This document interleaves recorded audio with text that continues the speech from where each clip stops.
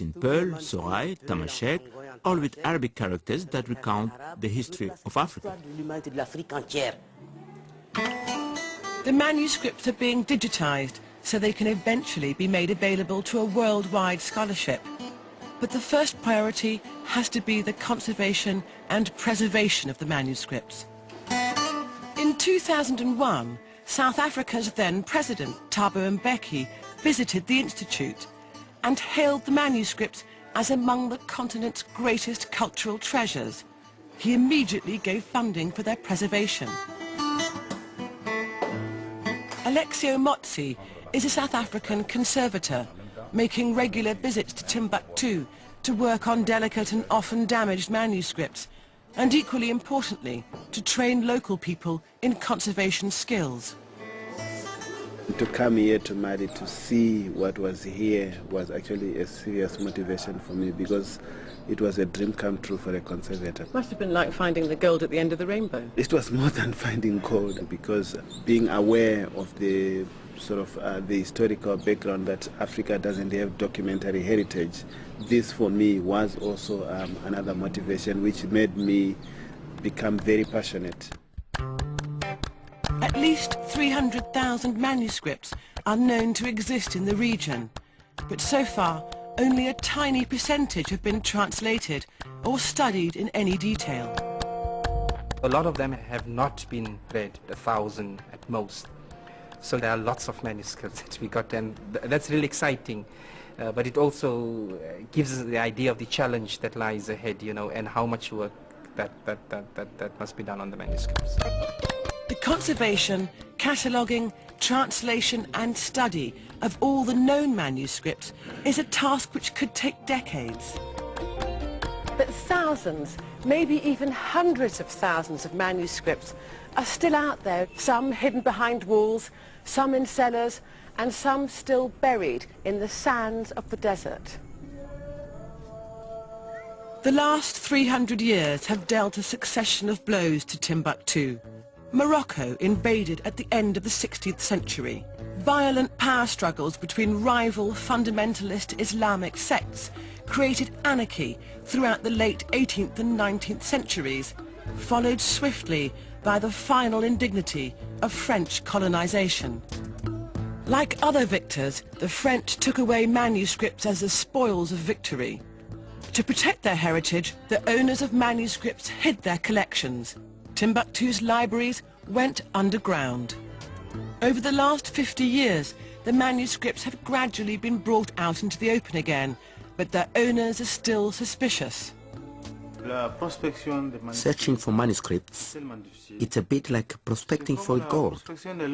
Before taking over his family library, Abdel Kader used to track down manuscripts for the Ahmed Baba Institute, seeking them out and persuading reluctant owners to hand over their treasures to the state for safekeeping.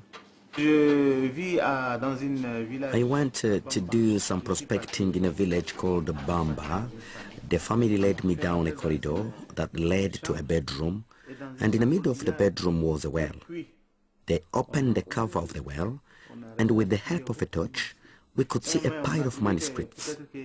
When we took them out, we found that about 60% of them were damaged, but the rest was good, and they are now in Ahmed Baba Institute. But winning people's confidence could be difficult. The first director of the Ahmed Baba Institute went to see an imam once, who had a large collection of manuscripts stored in his bedroom. Every day the director went to chat with him, and every day the imam promised they would work together and he would give some manuscripts. The director thought that everything was going great until one day when he went to see the imam, only to find that he would build a huge wall in front of his manuscript. And the director said, "What's going on here? What this is all about?"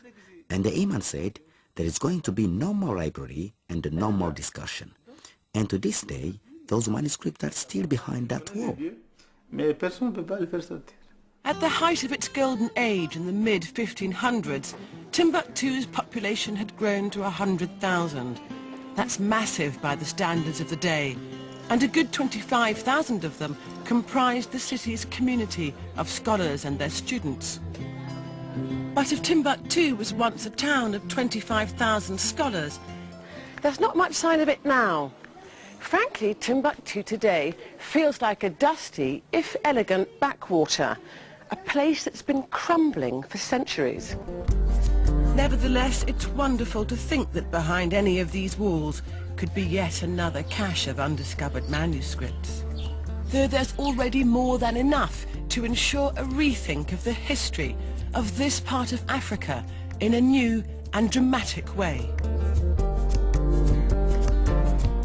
To me, it has actually changed my understanding. I'm much more proud to be an African, and I'm much more proud to be an African conservator, and more proud to be contributing towards the correction or rewriting of the African history.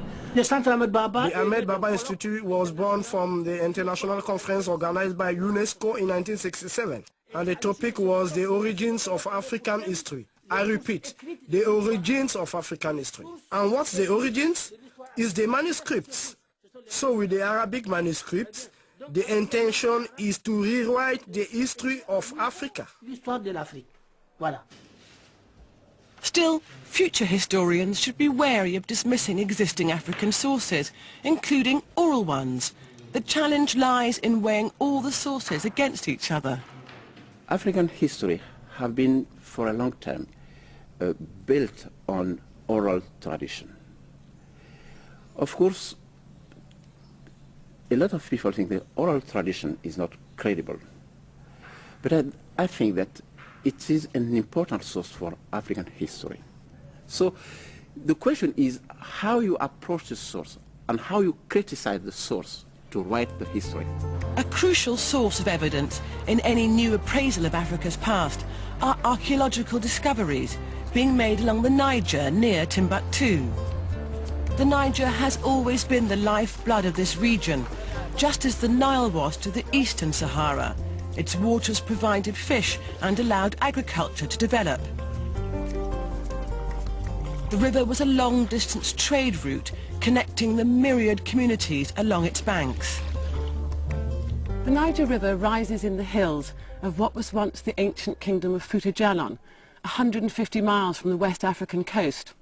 And but for a quirk of geology which caused the river to flow inland, the Niger would have been a very short river instead of one of the world's longest. Nearly 3,000 miles long, the river first flows north towards Timbuktu.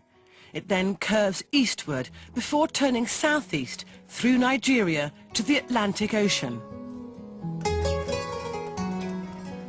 Between Djenné and Timbuktu, the Niger is yielding new revelations to equal the discovery of the manuscripts. From as early as 500 BC, this area was one of the most densely urbanized parts of the world, rivaling other early urban civilizations such as Mesopotamia.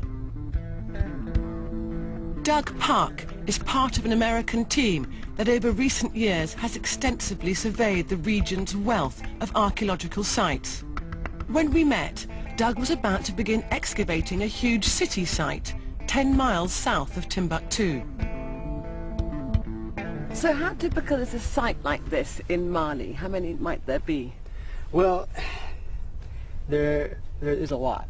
And there are accounts that say that if someone from Djenné wanted to send a message to a village or a city a few hundred kilometers away, he just had to shout, and the message would be carried across the floodplains and along the Niger until it reached that village, because so many people were living in such proximity. Yeah. So the picture at that time was just of an urban landscape, all along the borders, exactly. The borders of the Niger River. Exactly.